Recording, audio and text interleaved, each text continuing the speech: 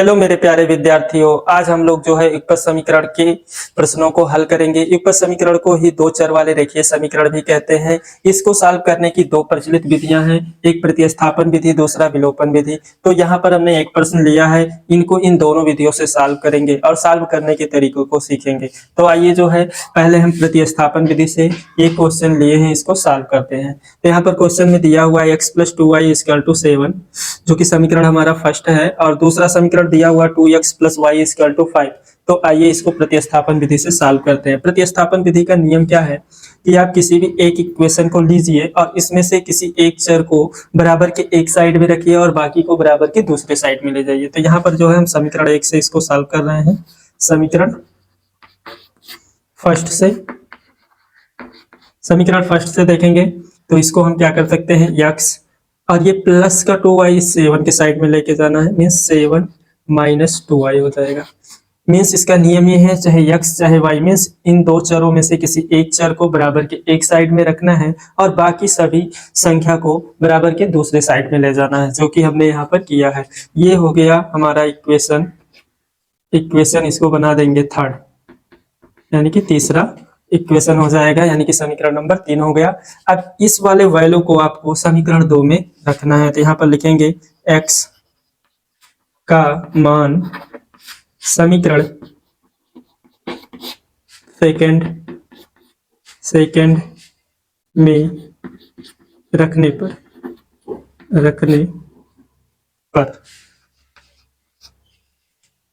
तो ये हमारा जो है समीकरण सेकंड है। तो x के स्थान पे क्या करना है, इस वैल्यू को पुट करना है।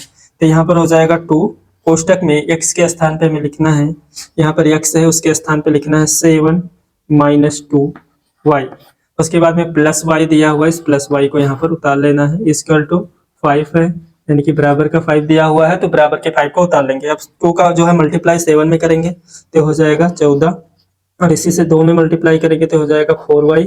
इसी प्रकार से प्लस y = 5। अब हमें क्या करना है, 14 यहाँ पर दिया हुआ है, माइनस का 4y है, यहाँ पर प्लस का y है, तो -4y में से प्लस 1y निकाल देंगे तो यहाँ पर हो जाएगा माइनस का 3y = 5। अब आपको करना क्या है, यहाँ पर जो है इस 3y को दूसरे साइड में ले जाना है, 5 को इस साइड में लेके आना है, तो हो जाएगा 14, यानी कि 14, और इसको इधर लेके जाएंगे और इसको इधर लेके आएंगे तो माइनस का 5 हो जाएगा, इक्वल टू हो जाएगा 3y। अब यहाँ से 14 में से 5 घटा देंगे तो ये हो जाएगा आपका 9 इक्वल टू 3y। अब यहाँ से y की जो वैल्यू होगी इसको जो है कट कर देंगे तो ये हो जाएगा y इक्वल टू आपकी 3, मीन जो y का वैल्यू होगा वो 3 होगा। y का मान यहाँ पर 3 आ गया। अब ये मान जो है आप किसी भी समीकरण में रखकर x का मान निकाल सकते हैं, चाहे आप फर्स्ट में रखें, सेकंड में, थर्ड में, आंसर सेम आएगा। तो यहाँ पर हम क्या कर रहे हैं, इक्वेशन नंबर थर्ड में y का मान रख दे रहे हैं। तो यहाँ पर लिखेंगे y का मान समीकरण सेकंड में रखने पर, तो यहाँ पर इस मान को हम क्या करेंगे, इस जो है समीकरण सेकंड में रख देंगे। तो x = 7 - 2 इंटू यहाँ पर हो जाएगा आपका 3, y के स्थान पे 3 लिख देंगे तो ये हो जाएगा कितना, 7 - 6। अब यहाँ से 7 में से 6 घटाएंगे तो ये हो जाएगा 1। इस प्रकार से x की जो वैल्यू होगी वो 1 होगी और y की जो वैल्यू होगी वो 3 होगी। ये तो रहा प्रतिस्थापन विधि से सवाल को किस प्रकार से हम लोग सॉल्व करते हैं। अब इसी प्रश्न को हम प्रतिस्थापन विधि में से भी सॉल्व करेंगे। तो आइए प्रतिस्थापन विधि से भी इसको सॉल्व करके देखते हैं।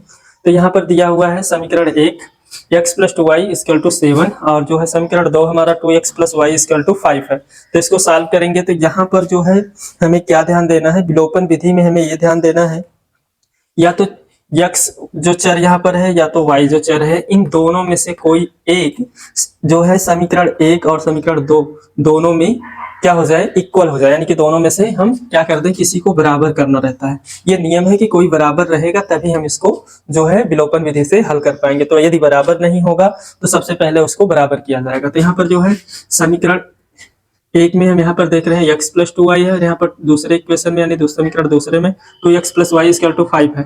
तो यहाँ पर 2 है और यहाँ भी 2 लाने के लिए समीकरण 1 में 2 का गुणा कर देंगे। तो यहाँ पर लिखेंगे समीकरण फर्स्ट में 2 से गुणा करने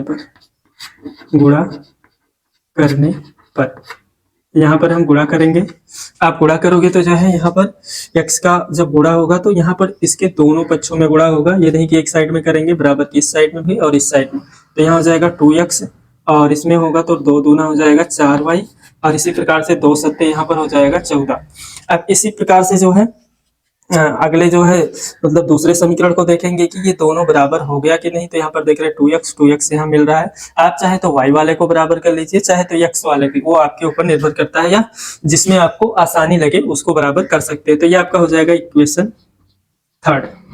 अब जो है यहाँ पर समीकरण 3 मिल गया। अब हमें क्या देखना है कि समीकरण जो है 3 और 2 में क्या करने से जो है कोई एक चर कट जाए। तो x वाले चर को अगर काटना है तो समीकरण 3 में से हम 2 को घटा देंगे और घटाएंगे तो कट जाएगा। तो यहाँ पर लिखेंगे समीकरण 3 माइनस का समीकरण 2। समीकरण 3 माइनस 2 करेंगे तो समीकरण 3 पहले लिखे हैं तो समीकरण 3 को पहले यहाँ पर उतार लीजिए, इससे आसानी से सॉल्व हो जाएगा। तो 2x minus 4y plus 4y equal to 14। अब इसी प्रकार से जो है समीकरण 2 को इसके नीचे उतार देंगे तो 2x plus y equal to 5 दे रखा है। अब आपको करना क्या है, घटा रहे हैं तो समीकरण 2 को घटा रहे हैं समीकरण 3 में से, इसलिए आप समीकरण 2 में माइनस का गुणा कर देंगे। तो माइनस का गुणा जब करेंगे तो यहाँ पर हो जाएगा माइनस और यहाँ इस तरह से ये तीनों जगह पे माइनस हो जाएगा, क्योंकि सब जो है वैल्यू यहाँ पर सब मान प्लस में है तो माइनस में हो जाएंगे।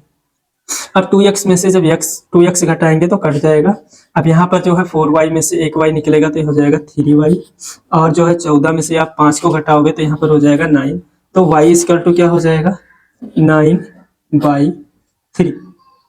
अब 3 से इसको काट दोगे तो y इक्वल टू हो जाएगा 3। ये हो जाएगा y का मान। इस प्रकार से y का मान आपका आ गया।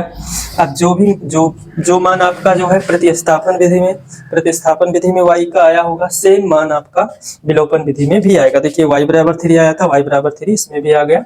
अब इस मान को आप किसी भी इक्वेशन में पुट कर सकते हैं, चाहे पहले में, चाहे तो दूसरे, चाहे तीसरे समीकरण में रख सकते हैं। तो y का मान समीकरण फर्स्ट में रखते हैं, किसमें, फर्स्ट में रखने पर यहाँ पर फर्स्ट में इस मान को रख देंगे तो समीकरण फर्स्ट आपको दिख रहा होगा यहाँ पर x plus 2y equal to 7 है। तो यहाँ पर उतारेंगे x प्लस 2, y के स्थान पे इसका मान रखेंगे तो y का मान यहाँ पर 3 है, यहाँ इंटू छिपा रहता है तो यहाँ पर हो जाएगा 2 इंटू 3 इक्वल टू 7। इस प्रकार से x इक्वल टू क्या हो जाएगा, यहाँ पर पहले मल्टीप्लाई कर दे रहे हैं, 2 3 6 इक्वल टू 7। अब 6 को उधर ले जाएंगे तो हो जाएगा x इक्वल टू 7 माइनस का 6। तो x इक्वल टू हो जाएगा 7 में से 6 घटा देंगे तो ये हो जाएगा आपका यहाँ पर 1। अब यहाँ पर x का जो मान आ गया है वो 1 आ गया है। इसी प्रकार से जो है इसमें भी देखेंगे प्रतिस्थापन विधि में भी एक ही आया था, तो मान में कोई अंतर नहीं आता है। हम इन दो विधियों से जो है युगपत समीकरण को सॉल्व कर सकते हैं।